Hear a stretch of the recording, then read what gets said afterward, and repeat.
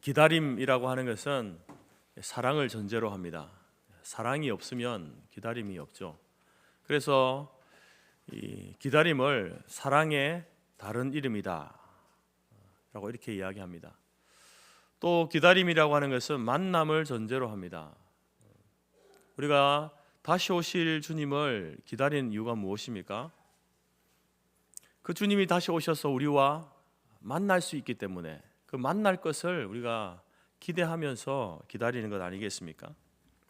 이정하라고 하는 시인이 이러한 기다림에 대한 시를 썼는데 이렇게 적고 있습니다.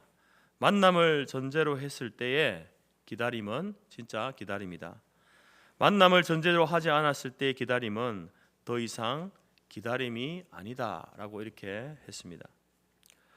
누가복음 15장은 이제 유명한 예수님의 그 세 가지 비유의 말씀입니다. 세 번째 이야기는 바로 집 나간 아들, 집 밖의 아들을 기다리는 아버지의 그 이야기를 담고 있습니다.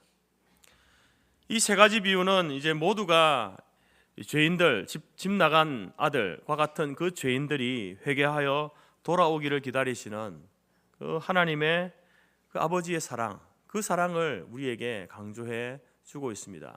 다행인 것은 이제 그 세 가지 비유를 통해서 이 세 가지 비유의 이야기가 모두가 이제 긍정적인 결말을 가지고 있다는 거죠. 그래서 이제 양을 잃은 목자가 양을 찾게 되고요. 또 집안에서 여인이 동전을 잃어버렸는데 그 잃어버린 한 드라크마를 찾게 됩니다. 그리고 또 아버지도 잃어버렸던 집 나간 아들이 다시 집으로 돌아와서 그 아들을 품에 품게 되어지는 것으로 이제 이 이야기들이 결말을 맺게 됩니다. 이처럼 여러분 우리의 인생도 누가복음 15장의 이 말씀처럼 이야기처럼 우리를 기다리시는, 우리를 찾으시는 하나님께 돌아와서 그 품에 안기는 그러한 인생의 결말을 우리가 갖게 되기를 간절히 소원합니다. 이 세 가지 비유의 말씀 가운데 그래도 가장 감동적인 이야기는 바로 세 번째 말씀이죠. 이 집 나간 탕자, 잃어버린 아들, 그 아들을 기다리는 아버지의 이야기입니다. 이 말씀을 이제 우리가 읽고 묵상할 때마다 기억해야 될 말이 있는데 그것이 뭐냐면은 이 자유주의 신학자이긴 하지만 이제 폴 틸리 목사님이 이제 이 본문의 말씀을 두고 이렇게 이제 이야기했습니다. 이 비유에서 등장하는 탕자, 집을 나간 아들은 다른 사람이 아닙니다. 제3자가 아닙니다. 이 탕자는 바로 나의 이야기고 우리들의 이야기입니다. 때문에 우리가 우리 자신을 탕자라고 생각하기 전까지는 이 탕자 이야기는 바로 우리에게 아무런 의미를 가지지 못할 것입니다. 여러분 오늘 설교를 들을 때도 마찬가지겠지만 여러분이 개인적으로 누가복음 15장을 읽을 때에 이 탕자 이야기를 읽게 될 때에 그 탕자가 우리 교회에 예전에 왔던 그분인데 아직 오지 않는 그 사람으로 생각하면은 자기에게 의미가 없다는 거예요. 이 탕자는 누군가? 우리 머릿속에 떠오르는 그 어떤 사람이 아니라 바로 내가 탕자였구나.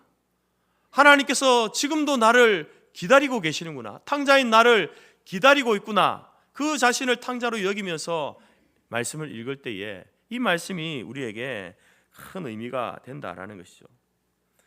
여러분 오늘 본문에 등장하는 이 못된 둘째 아들, 이 아들은 어떤 자였습니까? 아버지의 품을 떠난 탕자였습니다. 그처럼 여러분 우리도 하나님의 품을 떠난 탕자였습니다. 자기 멋대로 살고 싶어 했고 내 정욕대로 내가 내 인생의 주인인 것처럼 행세하며 살아온 인생 아니겠습니까? 그런 인생이 바로 탕자라는 것입니다. 그렇게 살던 우리가 언젠가 누군가를 통해서 기독교의 복음을 듣게 되어지고 내가 죄인이구나, 내가 죽을 죄인이구나 라는 사실을 깨닫고 회개하면서 예수님을 영접하여 나의 주 나의 하나님을 믿고 하나님의 자녀가 된 자들 아니겠습니까? 바로 이 비유의 말씀 속에 이 탕자가 과거의 나였구나, 또 어떤 이에게는 현재의 내가 탕자구나 라는 사실로 받아들이고 읽어나갈 때에 우리는 다시 한번 하나님 아버지의 은혜를 깨닫게 될 것입니다. 뿐만 아니라 우리를 기다려주시고 참아주신 하나님의 은혜에 대해서 진정한 감사가 우리 가운데 터져 나오게 될 줄로 믿습니다. 오늘 본문에 등장하는 이 둘째 아들은 은혜를 모르는 자식입니다. 참으로 무례한, 배은망덕한 자식이죠. 일반적으로 여러분, 자식이 부모에게 재산 상속을 이야기할 때는요, 아버지의 임종이 임박했을 때에 그때 요구할 수 있는 것 아닙니까? 그리고 이것은 자식이 함부로 아버지에게 유산을 상속해달라고 이렇게 요구할 수 있는 문제가 아닙니다. 만약에 일찍 재산을 준다 하더라도 부모 쪽에서, 아버지 쪽에서 재산을 이렇게 해주는 것이지, 자식 입장에서 아버지 돌아가시면 저거 다 제 거니까 저 재산을 저에게 주십시오, 이건요 폐륜적인 발언 아닙니까? 폐륜적인 말이죠. 자식으로서 도저히 할 수 없는 말입니다. 아버지 빨리 돌아가세요, 죽으세요 하는 말과 똑같은 것이기 때문에 함부로 할 수 있는 말이 아닙니다. 그런데 이 아들은 자기 목적을 위하여서 아버지를 찾아가서 두 눈 시퍼렇게 뜨고 있는 그 아버지에게 자기의 재산, 자기의 몫을 떼어달라고 떼를 씁니다. 12절 말씀에 아버지여 재산 중에서 내게 돌아올 분깃을 내게 주소서. 여러분, 이 아들의 불행은요 여기에서부터 시작되는 겁니다. 둘째 아들은 아버지 집에서 자기가 지금 누리고 있는 그 행복, 아버지의 사랑, 아버지를 통해서 먹게 되는 음식과 좋은 의복들, 그것이 얼마나 귀한 것인지, 얼마나 감사한 것인지 모르고 있습니다. 그러면서 허황된 꿈을 꾸고 있죠. 무엇입니까? 아버지로부터 내가 빨리 독립해서 내가 자유롭게 살고 싶다는 거죠. 더 이상 아버지의 속박에서 벗어나서 헐헐 날아다니는 자유로운 인생이 되고 싶다라는 겁니다. 그러면 내 인생이 좀 지금보다 더 행복해질 것이다 라고 생각하는 거죠. 그런 아들에게 아버지가 뭐라고 이야기합니까? 아들아, 아직 때가 이르다. 조금 더 기다려라. 얼르고 달래고 타이르고 꾸짖어 봤지만 막무가내였습니다. 그래서 이 둘째 아들은 자기 소원대로 자기 몫의 유산을 챙겨가지고 아버지 곁을 떠나게 됩니다. 어디로 갔습니까? 오늘 성경에서는 뭐라고 이야기합니까? 그 아들은요 먼 나라로 갔습니다. 먼 나라로. 여러분, 이때의 이 먼 나라라고 하는 것은 물론 문자적으로는 타국, 다른 나라겠죠. 다른 지역, 다른 지방, 다른 나라를 이야기합니다. 그런데 여러분, 여기서 본문에서 말하는 먼 나라는요 그 아버지의 손이 미치지 않는 곳을 이야기합니다. 그곳에서 자기 멋대로 허랑방탕하게 즐기면서 돈을 낭비할 수 있는 곳, 자기가 자기 인생의 주인이 되어가지고 살아갈 수 있겠다라고 생각하는 곳, 그것이 바로 먼 나라입니다. 여러분, 오늘 우리에게도 먼 나라가 있죠. 물리적 거리가 멀어서 여러분 먼 나라가 아니라 하나님 아버지가 없는 그곳이 먼 나라죠. 정확하게 말하면요 우리의 마음과 우리의 생각이 하나님으로부터 떠나 있으면요 그곳이 먼 나라입니다. 로마서 1장 28절에 그들이 마음에 하나님 두기를 싫어한다. 먼 나라에서 사는 사람은요 그 마음에 어떻다고요? 하나님 두기를 싫어한다는 거예요. 그러니까 먼 나라는 물리적으로 멀리 있는, 떨어져 있는 거리를 이야기하는 게 아니라 그 마음속에 하나님이 없는 거예요. 하나님 없이 살아가는 인생. 무슨 말입니까? 자기가 자기 인생의 주인이다라고 생각하는 거예요. 주인 행세를 하는 거죠. 아니면 또 자기가 아닌 또 다른 것이 자기 인생의 주인으로 삼고 살아가는 사람, 그 사람이요 먼 나라에서 사는 인생입니다. 우리들이 즐기는 하나님이 없는 세속 문화, 그 문화는 하나님과 멀리 떨어진 먼 나라 문화입니다. 이방 문화죠. 우리를 더럽게 하고 타락하게 만드는 문화다라는 것입니다. 그렇게 아버지를 멀리 떠난 이 둘째 아들의 그 이후의 삶이 어떻게 진행되고 있습니까? 처음엔 좋았습니다. 처음엔 좋았죠.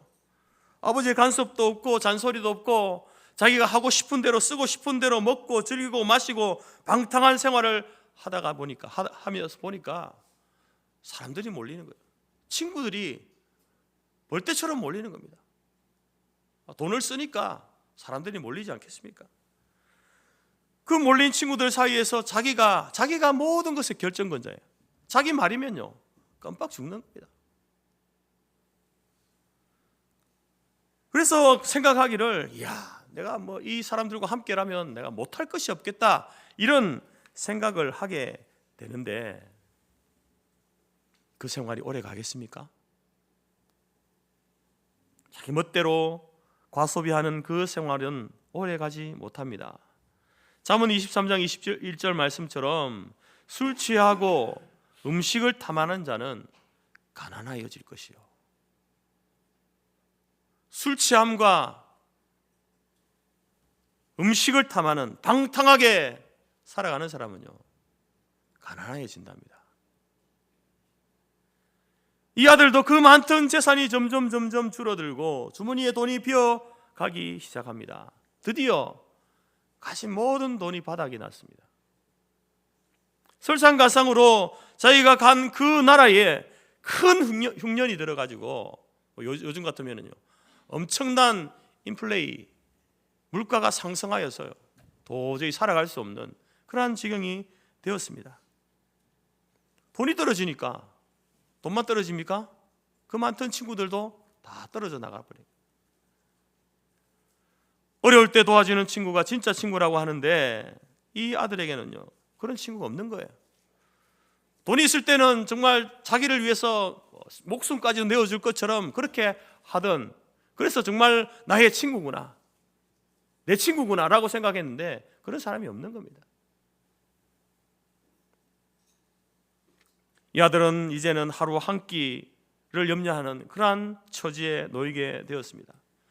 당장 줄인 배를 채우기 위하여서 일자리를 찾아야 했는데 겨우겨우 얻은 일자리가 뭐냐면은 돼지를 사육하는, 돼지 먹이 먹이고 똥 치우는 그런 일을 얻게 됩니다. 이것도 겨우 얻은 자리예요. 그 흉년이던 그 시대에 일자리도 구하기가 쉬웠겠습니까? 어렵게 구한 자리가 돼지를 치는, 사육하는 일이었습니다. 여러분, 유대인에게 돼지라고 하는 동물은요 부정한 동물입니다. 근데 예수님께서 이 비유를 이야기하면서 왜 굳이 이 아들이 돼지 치는, 돼지를 먹이는 이 부정한 일을 하는 그 직업을 갖도록 이렇게 이 비유의 말씀을 하셨을까?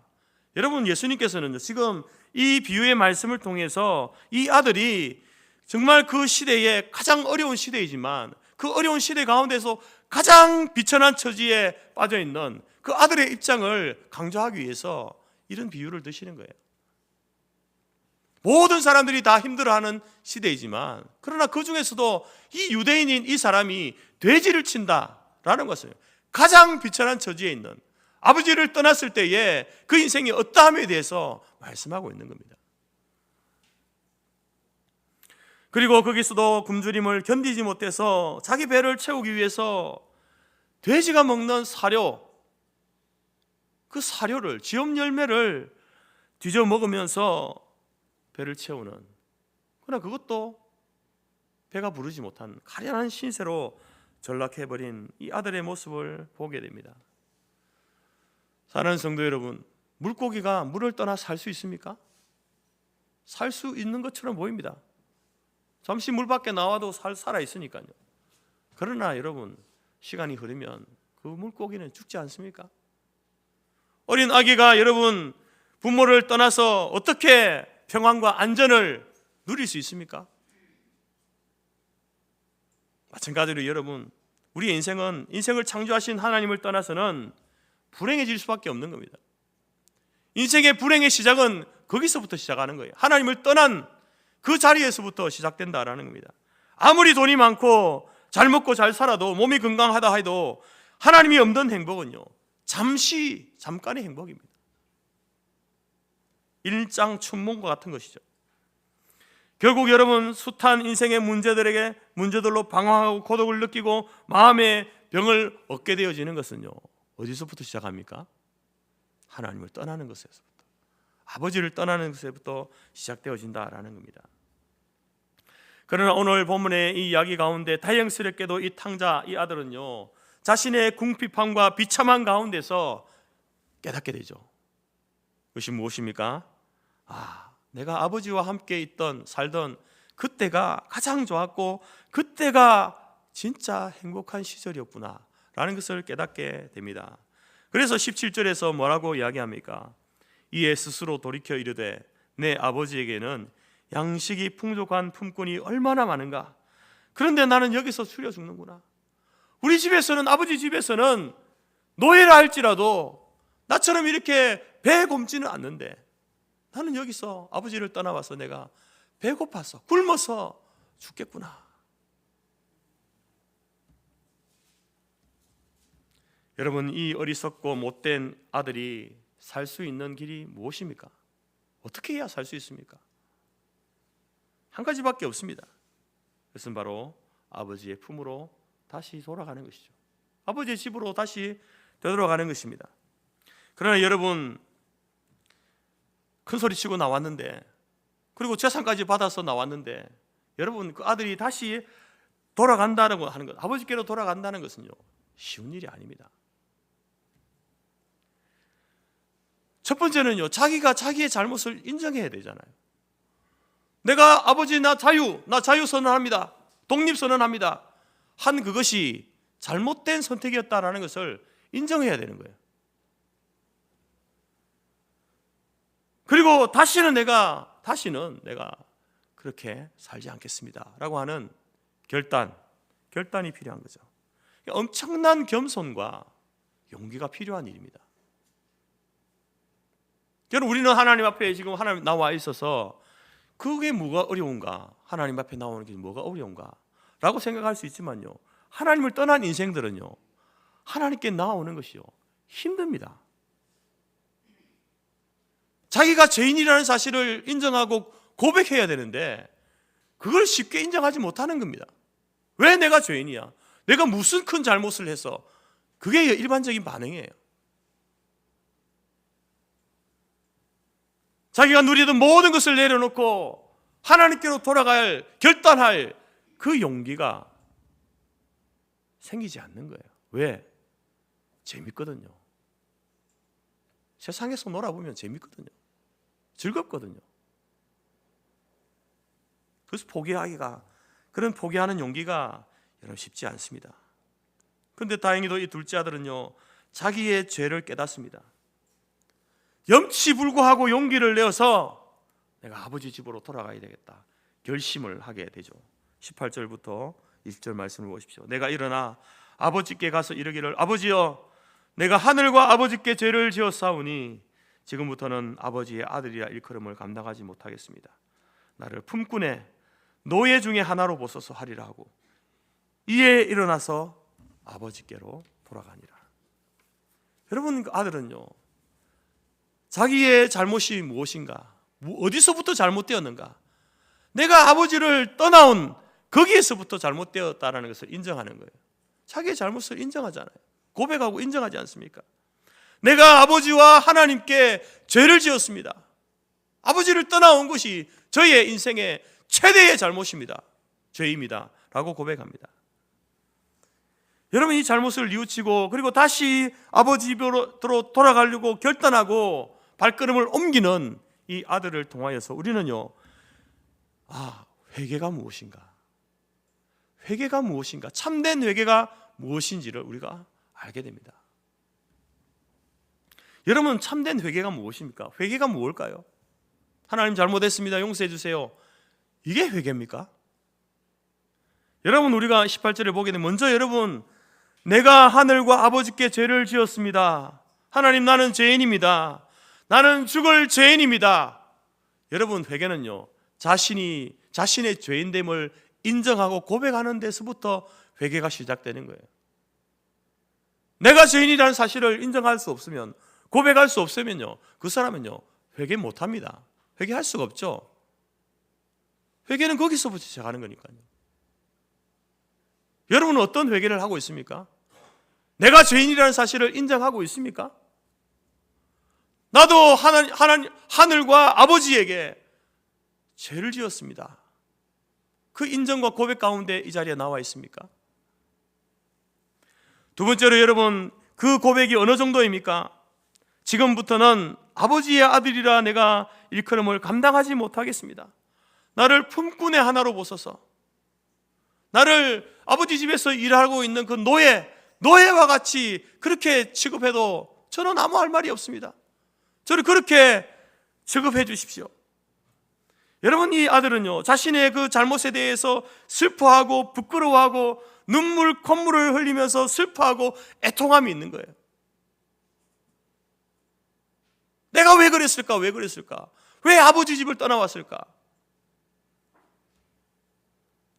그래서 부끄러워서 얼굴을 감히 들지 못하는, 가슴을 치며 통곡하는 그러한 모습이 있습니다. 그래서 여러분, 아들이지만 나 이제 아들 안 해도 됩니다. 그냥 아버지 집에서 노예로 있으면서 살아도 좋으니 나를 받아주십시오. 그런 애통함이 아들에게 있는 것이죠. 그리고 나서 어떻게 합니까? 그리고 나서 이제 행동으로 결단을 표시하잖아요. 내가 죄인입니다 라고 고백하고 막 통회하고 애통해하고 후회하고 그것으로 끝난 것이 아니라요, 어떻게 합니까? 발걸음을 옮겨서 아버지 집으로 가는 거잖아요. 그 삶의 방향을 돌이키는 거예요. 죄에서 돌아서는 겁니다. 다시는 이 죄를, 이 잘못을 반복하지 않겠습니다. 다시는 아버지의 품을 떠나지 않겠습니다. 아버지 앞에서, 아버지 안에서 감사하며 순종하며 내가 살겠습니다. 그렇게 아버지 집으로 돌아가는 거. 20절에 이에 일어나서 아버지께로 가니라. 여러분, 오늘 비유의 이야기 속에 이 둘째 아들은요, 참된 회개를 우리에게 보여주고 있습니다. 자기의 죄인됨을 인정하잖아요. 자기 잘못을 인정하잖아요. 처절하게 그 잘못된 그것에 대해서 울며 통회하며 자복함이 있습니다. 후회하는 거죠. 그리고 죄에서 돌이키는 행동으로 보이는 의지적인 행위, 아버지께로 돌아가는, 발걸음을 옮기는 행동이 있습니다. 여러분, 과거 우리가 먼 나라에 살던 우리들은 어떠했습니까? 탕자의 삶을 살던 우리들이 이 아들과 같이 우리에게도 참된 회개가 있었습니까? 그냥 은근슬쩍 이렇게 나와서 한 발 내딛고 그냥 용서해 주시겠지, 알아서 하나님이 해 주시겠지, 그런 마음으로 나왔습니까? 아니면 이 아들과 같이 자신의 죄인됨을 철저하게 인정하는 그 고백과 인정이 있었습니까?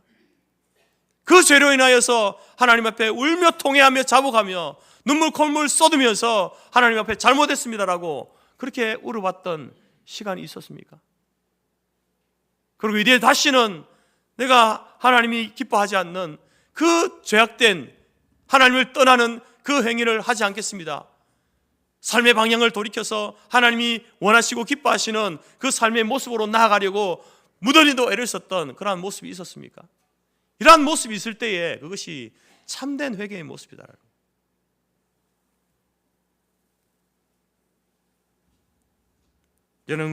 우리가 우리의 회개가 참된 회개가 되기 위해서는요, 우리의 머리로, 우리의 지성으로 여러분 자신의 죄인됨을 인정해야 합니다. 고백해야 되는 거예요. 그리고 우리의 감정으로 그 지은 죄에 대하여서, 그 아버지를 떠난, 하나님을 떠나 살던 내가 주인이 되었던 그 인생에 대하여서 슬퍼하고 철저하게 통회함이 있어야 됩니다. 감정적으로. 그리고 나아가서 의지적으로 여러분 이제는 그 삶에서 돌이키는 의지적 결단. 그래서 우리의 지성과 우리의 감정과 우리의 의지가 함께 동반되어질 때에 그것이 여러분 참된 회개인 겁니다.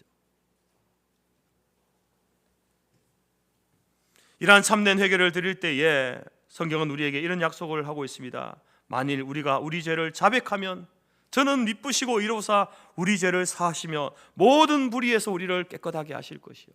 어떤 사람이 용서받습니까? 하나님 잘못했습니다. 참 과거에 저의 그 행동이 참 후회스럽습니다.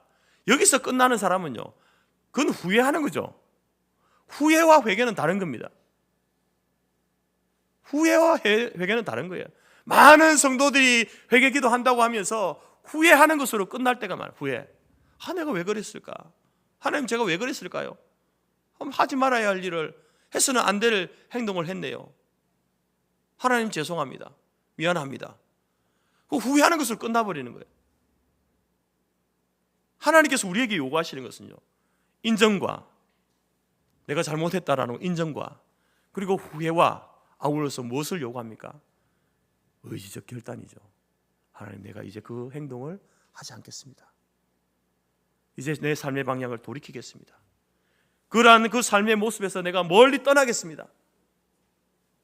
물론요, 또 우리가 또 죄를 지을 수 있습니다. 그러나 그 순간만큼은 새로운, 하나님, 그래서 내가 이제는 이렇게 살겠습니다, 이런 결단이 있어야 되는 거예요. 오늘 비유 속의 이 탕자도요, 고백하잖아요. 하나님과 하늘과 아버지에게 내가 죄를 지었습니다. 내가 죄인이었군. 그래서 자기를 아들로 취급해 주지 않아도 그냥 노예로 취급해도 됩니다. 여러분, 이 고백을 하면서 이 아들이 얼마나 울었을까요?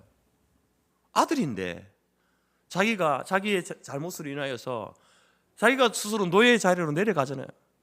그게 얼마나 서럽겠습니까? 물론 자기가 잘못해서 그런 거지만 그 서러움이 있잖아요. 그렇게 통회하고 눈물로 콧물로 그렇게 애원하는 그 아들의 모습을 우리가 상상해 볼 수 있잖아요. 그리고 나서 용기를 내어서 이제 발걸음을 옮기는데, 여러분, 이 아들이요, 그 발걸음을 옮길 때에 그것이 쉬웠겠습니까? 그 발걸음을 옮길 때에 그 발걸음이 쉬웠을까요? 결코 쉽지 않았습니다. 그 아들에게는 두려움이 있었죠. 자기가 죄를 지었다는 것을 인정하고 알고, 그리고 자기의 죄에 대해서 내가 정말 눈물로 콧물로 후회하고 눈물을 흘리는 그러한 시간도 있었지만, 그 내가 아버지에게 다시 돌아가면 과연 아버지가 나를 받아주실까? 나를 용서해 주실까? 혹시 나를 다시 내치지는 않을까? 그런 두려움이 있는 거죠. 여러분, 우리는 이 탕자의 이 이야기를 가운데서, 이 대목에서 다시 한번 하나님의 사랑을, 아버지의 사랑을 보게 됩니다. 여러분, 누가복음 15장의 탕자 이야기의 절정 클라이막스는요, 이 아들이 인정하고 눈물 콧물 쏟고, 그래 내가 아버지께로 돌아가야 되겠다 하고 발걸음을, 이제 해가 떠오르는 그 아침에 힘찬 발걸음으로 아버지께로 나아가는 그 장면에 있지 않습니다. 그게 클라이막스가 아니에요. 클라이막스 언제입니까? 바로 그 집 나간 아들, 그 아들이 돌아오기만 기다리고 있는, 그리고 그 아들이 돌아올 때에 그 넓은 가슴으로 그 아들을 두말하지 않고 받아주는 그 아버지의 모습, 거기에 여러분 이 이야기의 클라이막스가 있는 거예요. 절정이죠. 거짓거울이 되어 돌아온 패륜적인 못된 아들이지만, 과연 이 아들은 용서받을 수 있을까? 아니면 문전박대를 당할 것인가? 이 비유의 절정이 바로 20절부터 시작되는 것입니다. 여러분, 이 둘째 아들이 집을 나간 이후에 아버지는 어떤 상태로 지냈습니까? 집을 나간 그 이후로부터 하루에 몇 번씩이나 문 밖에 나가서 혹시나 아들이 돌아오지 않을까 기다리는 거예요. 혹시 밤에 오지 않을까? 낮에는 부끄러워서 못 오니까 혹시 밤에 올까 싶어서 대문을 활짝 열어놓습니다. 그리고 집이 너무 어두우면은, 또 오다가 불이 꺼져 있으면 망설일까 싶어서 매일 밤 촛불을 켜둔 채 기다리지 않았을까요? 아버지는 동네 개가 짖는 소리만 들려도 혹시나 집 나간 아들이 돌아오는가 해서 대문 밖으로 뛰어나가는 적이 한두 번이 아니었을 겁니다. 이토록 여러분 집 나간 아들을 잊지 못해서 애타게 기다리는 그 아버지의 모습, 그리고 그 아들이 돌아왔을 때에 그 아들의 재산을 받아 나가고 아버지를 떠나고 그 모든 행동에 대해서는요, 이런 방구하지 않고 살아서 돌아온 그 아들을 두 품에 않는 그 아버지의 모습, 그것이 여러분 오늘 이 이야기의 절정이 되는 것이죠. 1971년 피터 해밀이라는 사람이 세간에 떠도는 여러 가지 이제 이야기들을 정리해 가지고 뉴욕 포스트지에 글을 이제 기고했는데 그 제목이 뭐냐면은 Going Home, 집으로 가는 길, 뭐 이런 제목 되겠죠. 그 내용을 보면 이렇습니다. 뉴욕 34번가 터미널에서 많은 소년과 소녀들이 플로리다주의 포트 로드데일이라고 하는 그 해변에, 황금빛 해변을 보기 위해서 놀러 가는 거죠. 여름에 휴가차 가는 겁니다. 그래서 고속버스를 탑승했는데 그 많은 승객들 중에 그 놀러 가는 건 일이니까, 휴가를 가고 뭐 해변에 놀러 가니까 얼마나 이렇게 사람들이 들떠 있고 또 들썩하겠습니까? 근데 그 가운데 한 사람만이 불안한 영역이 있는 갈색 정장을 입은 남자가 타고 있는 거예요. 모두가 즐거워하고 있는데 표정이 어둡고 불안해하면서 이 눈동자가 이렇게 불안한 눈동자로 어디에 눈동자를 둘지 알지 못하는 그런 상황 가운데 있는 사람이 있는 거예요. 처음에는 사람들이 이 사람에 대해서 별로 관심이 없었는데 근데 지나고 보니까 이 사람이 그러는 거예요. 그래서 이 옆에 있는 사람이 이야기를 합니다. 혹시 무슨 문제 있습니까? 아픕니까? 무슨 사연이 있습니까? 라고 이제 질문을 하고 관심을 가지기 시작하게 되면서 그 사람에 대해서 알게 됩니다. 그 사람의 이름은 빙고라는 이름이고요. 이 사람은 뉴욕 교도소에서 4년간 복역을 한 이후에 고향인 브룬스윅으로 가는 중이었습니다. 이 청년의 집은 도로변에 있었는데 교도소에서 이제 이 아들이 출소하면서 어머니에게 편지를 썼다는 거예요. 여러 버전이 있는데 어떤 버전에서는 아내에게 편지를 썼다라는 버전도 있습니다만 어머니에게 편지를 썼는데 그 편지의 내용이 뭐냐면은 어머니, 이 불효 자식이 이제 출소하여서 어머니 집으로 가려고 합니다. 이전에 저의 잘못에 대해서 어머니가 용서해 주시고 저를 받아주실 의향이 있으시면 집 뒤에 있는 그 떡갈나무에다가 노란 손수건을 달아주십시오.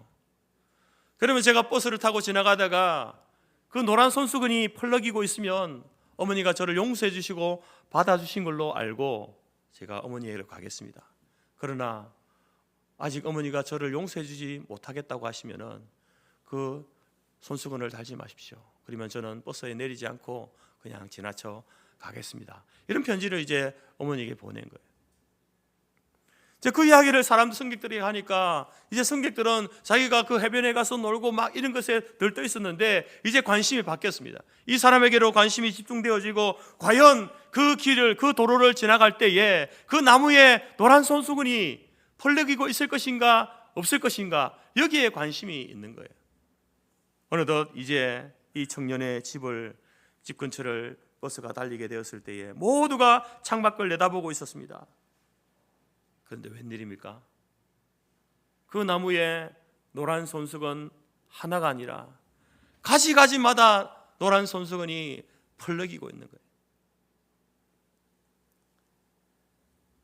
어머니는 그것을 통하여서 이렇게 이야기합니다. 아들아, 내가 너를 용서하고 말고 내 어미는 너를 얼마나 애타게 기다리는지 모른다. 이거 언제 오더라도 나는 너를 환영한다 라고 이 손수건들이 펄럭이면서 이야기하고 있는 거죠. 버스에 탄 승객들은요, 그 손수건을 보자 모두가 환호성을 질렀습니다. 그리고 아들의 눈에서는요, 뜨거운 눈물이 흘러내렸다는 것이죠. 여러분, 오늘 이 비유의 말씀의 주인공인 그 아버지도 마찬가지입니다. 아들이 집을 나간 이후로부터 변함없이 그때부터 아들을 그리워하면서 문 밖을 응시하고 있습니다. 언제나 올까? 매일매일 아들을 기다리고 있는. 그러던 어느 날 저 멀리에서 가물가물 사람의 형체가 보이기 시작합니다. 누군지 알아볼 수 없어요. 사람의 형체만 보이는데 2절 말씀에 아직도 거리가 먼데, 아직도 거리가 먼데 아버지는 직감적으로 아는 거죠. 아들이구나, 내 아들이구나, 내 둘째 아들이구나. 아버지는 대문 밖을 뛰쳐나갔습니다. 여러분, 그 아버지가 뛰쳐나갔을 때에 그 터벅터벅 힘없이 걸어오는 그 모습, 더러운 냄새나고 나는 그 옷, 힘없이 쳐져 있는 두 팔, 언제 주저앉을지 모를 두 다리, 피골이 상접한 얼굴, 아들이 분명했습니다. 아버지는 뛰쳐나가서 넓은 가슴에 아들을 끌어안았습니다. 손을 맞잡고 볼을 부비면서 아버지의 두 눈에서는 뜨거운 눈물이 흘러내렸습니다. 못된 배은망덕한 그 아들의 눈에서도 뜨거운 눈물이 주르르 흘러내렸습니다. 아버지는 종들에게 이야기합니다. 제일 좋은 옷을 가져다가 아들에게 입히고 손에 금가락지를 끼우고 발에 신을 신겨라. 살찐 송아지를 잡아라. 잔치를 벌이자. 내 아들은 죽었다가 다시 살아났고 잃었다가 내가 다시 얻었다.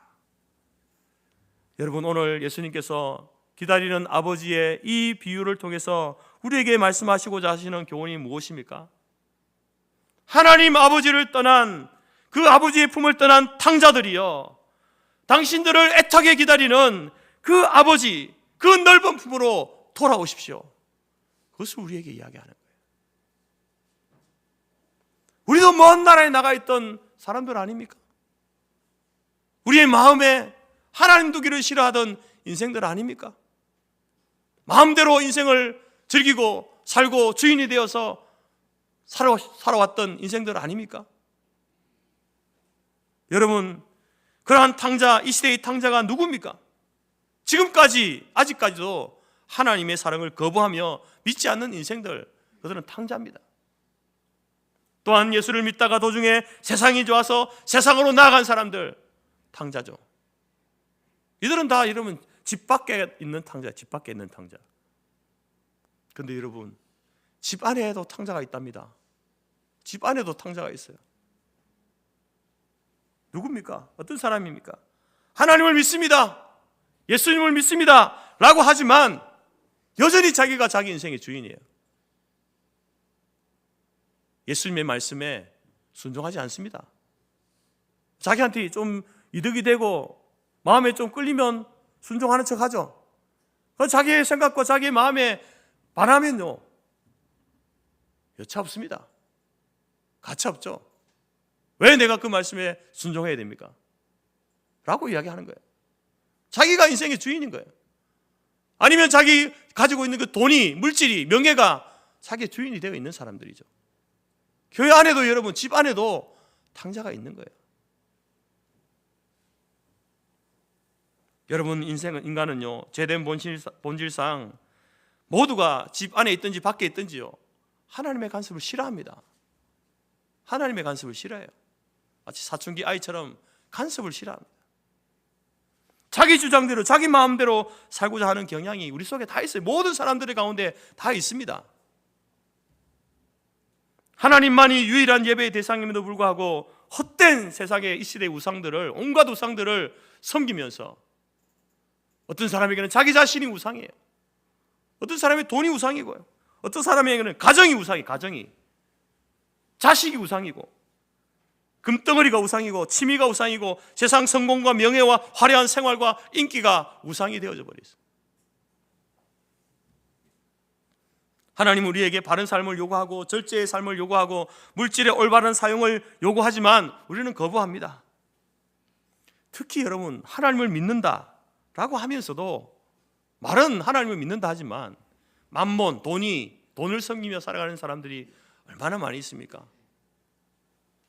돈을 벌면, 물질만 넉넉하면 행복해진다, 그것이 성공이다, 이런 세속적인 사고에 함몰되어 살아가는 사람들이 있잖아요. 아니, 그래도 목사님, 이 시대를 살아가면서 돈이 필요하잖아요. 돈이 필요하죠. 그런데 여러분, 그 돈이 하나님보다 앞서는 거예요. 여러분들이 했던 말 중에 이런 말 없습니까? 하나님도 하나님이죠. 신앙도 좋고 믿음도 좋지만 그래도 돈이 있어야 되지 않느냐. 틀린 말은 아니지만 맞는 말도 아닙니다. 과연 그 말을 하는 우리 자신이 정말 그 돈을 다 내려놓고 하나님을 과연 선택할 수 있는가? 내가 빈털털이 되어도 하나님 한 분만으로 내가 만족합니다, 그렇게 살아갈 수 있는가? 솔직하게 질문해 보십시오. 저도 자신이 없잖아요. 그런 면에서 우리는 집안의 탕자인 거죠.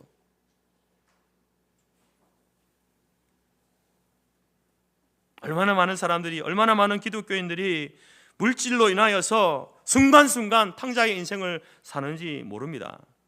여러분, 우리가 보면 숱한 범죄들과 불행한 사건들, 여러분 이 세상의 신문과 미디어에 도배되어지는 그 사건들의 그 여러분 면을 돌아보면 물질과 연관되어진 사건이 대부분이잖아요.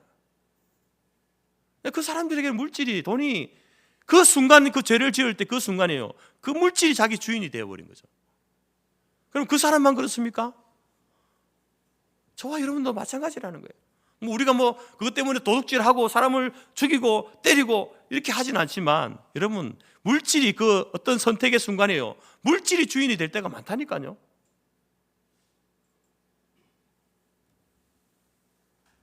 그런 우리들에게 오늘 주님께서는 이렇게 우리에게 경고하시는 거죠. 너희 인생들 얼마든지 누구든지 언제든지 하나님 아버지의 품에서 떠날 수 있다. 먼 나라로 갈 수 있다. 그러나 명심할 것이 있다. 먼 나라로 간다고 해서, 네가 진정한 자유를 찾아서 먼 나라로 갔다고 해서 거기에 결코 행복의 길이 있는 것이 아니다.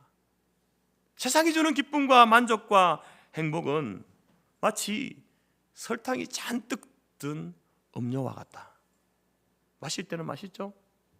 갈증이 해소되는 것 같지만, 그러나 시간이 흐르면 더 심한 갈증을 일으킨다. 여러분의 인생 가운데 소위 허무감, 왜 이렇게 인생이 허무할까? 내가 왜 이거 무엇 때문에 내가 살아가야 할까? 이런 감정, 이런 생각 해본 적 없습니까? 저는 교회 일을 하면서 그런 것을 느껴봤거든요. 교회 일 열심히 하고 주일날, 여러분 주일날 예전에, 지금도 그렇지만 예전에는 주일날 오전부터 시작해서 밤까지, 여러분 저녁 예배까지 있었으니까, 그렇게 해서 막 열심히 하고 집에 딱 가면요 허무한 거예요. 머리도 아프고 몸도 아프고 내가 이렇게 살아야 되나? 교회 일을 하는데 인생 허무감이 들더라고요. 근데 그 허무감 언젠간 사라졌는데, 어떤 순간에 사라졌냐면은 예수님을 내가 인격적으로 믿고 고백하게 되었을 때, 그때부터는요 허무감이 없는 거예요. 막 그렇게 해도 예전에는 머리가 아프고 두통이 나서 찌끈찌끈했는데 그게 사라져 버렸습니다. 근데 여러분들이 세상에서, 직장에서 일을 하면서 세상 사람들이 모두가 칭찬하고 인정하고 그 놀랄 만치의 그런 업적을 다 이루고 났을 때에 그런 허무감 없었습니까? 부모, 엄마가 자식을 다 키워놓고 이제는 자기 손을 떠나버린 그 상황 가운데서 더 이상 할 일이 없다라고 느껴질 때 찾아오는 허무감. 내 인생이 이것을 위해 살아왔나? 직장에서 높은 자리를 위해서 계속해서 열심으로 달려가다가 계속 올라가는 건 아니잖아요. 언젠가 이제 퇴직을 하게 되는데, 퇴직을 하고 난 다음에 찾아오는 허무함, 그런 거 없었습니까? 여러분, 이처럼 우리가 안에 찾아오는 이러한 허무함, 권태감, 고독감, 이것이 여러분 바로 우리가 세상의 것을 추구할 때에, 그것을 목적으로 삼고 나아갈 때에 찾아오는 거예요. 세상이 주는 만족과 기쁨과 행복은요 허무한 거예요. 이룰 때는 좋죠. 그러나 지나고 나면요, 내가 도대체 이걸 이루기 위해서, 이 종이 쪽지 하나 이걸 얻기 위해서 살아왔던가, 이런 생각이 들 때가 있는 거예요. 그런 까닭에 여러분, 오랜 세월 정말 이 허랑망탕한 탕자의 인생을 세상이 주는 기쁨과 즐거움과 만족을 위해서 살아가던 이 어거스틴이라는 사람이요, 어거스틴은요 우리 개혁교회, 복음주의 교회, 개혁교회에 있어서 정말 없어서는 안 될 분입니다. 신학적인, 교리학적인 어떤 기초를 세우신 분이거든요. 그런데 이분이 예수님 만나기 전에, 하나님을 제대로 믿기 전에는요, 개망난이었습니다. 소위 말해 자기가 하고 싶은 것 다 하고 살아요. 안 해본 것도 없는 사람이에요. 근데 그가 그렇게 자기 인생의 만족과 즐거움과 행복, 세상이 주는 것을 쫓아갔던 그 사람이 주님을 믿고 주님 품에 돌아온 이후에 고백록이라는 책을 썼는데, 그 고백록에 보게 되면 이렇게 이야기합니다. 내가 하나님 품에 안식하기까지는 참된 안식과 행복과 참된 만족이 없었습니다. 자기가 세상에 살면서 젊은 시절 모든 것을 다 해보고 모든 것을 추구하고 세상의 기쁨, 즐거움이라는 것은 다 해봤는데 거기에는 참된 행복, 참된 만족, 참된 기쁨이 없었다. 그러나 내가 주님의 품에 안기면서 예수 그리스도를 온전히 믿고 믿음의 생활 가운데 탁 들어오고 나서 그때부터 나는 참된 행복과 참된 만족과 안식을 누리는 삶을 살게 되었다. 그렇게 고백합니다. 사랑하는 성도 여러분, 지금도 우리 하나님 아버지께서는요, 탕자의 인생을 사는 저와 여러분들에게 애타게 돌아오라고 우리를 기다리고 계시는 거예요. 진정으로 회개하고 돌아오면 그 하늘 아버지께서는 기뻐하고 춤추며 잔치를 벌여 우리를 맞이해 주신답니다. 이 여러분 아버지가 집 나간 아들, 너 나한테 오르면은 너 냄새 나고 더러운 옷 다 버려버리고 깨끗한 옷으로 입고 목욕 깨끗하게 하고 네가 가져간 돈 뭐 이자까지 바라지 않는다, 원금만이라도 가지고 돌아오면 내가 다시 너를 아들로 받아줄게, 그렇게 말하지 않습니다. 이 아버지는요, 더럽고 냄새나는 옷을 입고 깨제자하고 몰골이 형편이 아닌 아버지에게 받은 그 돈을 다 잃어버리고 다 낭비해버리고 빈털터리로 돌아오더라도 아버지는요, 그 아들을 맞이해 주는 거예요. 받아주는 거죠. 여러분, 이게 복음인 거예요. 여러분, 우리는 순간순간 탕자의 인생을 살아가잖아요. 탕자의 인생을 살아가지 않습니까? 그때도 우리 하나님께서 우리에게 이야기하는 거예요. 네 모습 그대로 그냥 나와라. 나에게로 돌아와라. 나에게로 와라. 네가 인정하고 네가 고백하고 네가 의지를 결단해서 내게로 오기만 하면 내가 너 용서해 줄게, 너를 품어줄게, 너를 맞이해 줄게. 여러분, 이것이 성경이 우리에게 이야기하는 복음인 거예요. 죽음 마땅한 죄인인데, 다시 돌아갈 수 없는 죄인인데 그냥 돌아오라는 거예요. 그냥 돌아오라고. 내가 돌아오기만 하면 새 옷, 새 신발을 신기고 새 가락지를 끼우고 너는 내 아들이다, 내 딸이다, 살찐 송아지를 잡아서 큰 잔치를 베풀어 주겠다. 여러분, 아직 하나님 아버지에게로 돌아오지 않은 분이 있다고 한다면 이 시간 여러분, 우리를 기다리시고 찾으시는 그 하나님 품으로 돌아오시기 바랍니다. 뿐만 아니라 우리 모두는, 여러분, 저는 믿습니다, 이미 탕자의 인생을 청산하고 하나님 품에 안긴 하나님의 자녀라고 믿습니다. 이제 여러분, 확실히 이 탕자를 통해서 보게 되는 손해가는 탕자의 인생을 더 이상 여러분 되풀이하지 마시기 바랍니다. 이제 아버지의 넓은 품에 안겨서 그 구원의 감격을 가지고 인생의 참된 만족과 기쁨과 행복을 누리면서 값진 인생을, 소비적인 인생이 아니라 값진 인생을 살아가는 저와 여러분이 될 수 있기를 간절히 바랍니다. 이제 우리 모두 그 기다리시는 아버지의 사랑의 품에 안겨 여러분 살아가는 복된 인생들 되시기를 바라고, 더 나아가서 여러분, 아직 아버지 품에 안기지 못한, 아버지께로 돌아오지 못한 탕자들이 밖에 많이 있잖아요. 그들에게 나아가서 기다리시는 아버지의 그 사랑을 그들에게 증거하고 선포하여서 그들 또한 아버지의 사랑을 누릴 수 있도록 복음을 전하는, 그 아버지의 사랑을 전하는 일에 함께 열심을 내며 나아가는 저와 여러분의 삶이 되어지기를 주님의 이름으로 축복합니다.